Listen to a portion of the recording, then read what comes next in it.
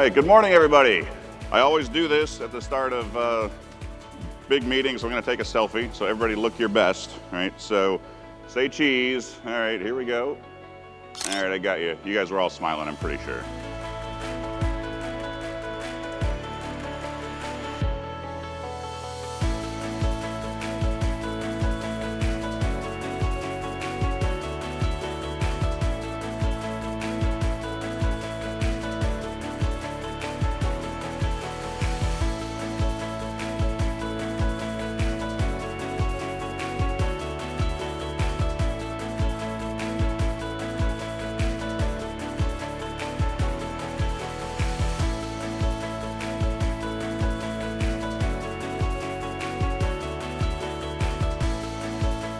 We've spent a lot of time the last 10 years working on our AIM technology that really does the automation and lets you build a resilient and flexible infrastructure for running your workloads at the edge.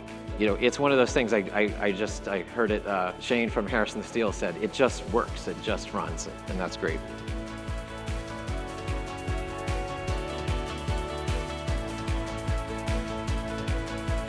So this concludes the educational portion of our event today. No more sitting in this room unless we're drinking and having a good time.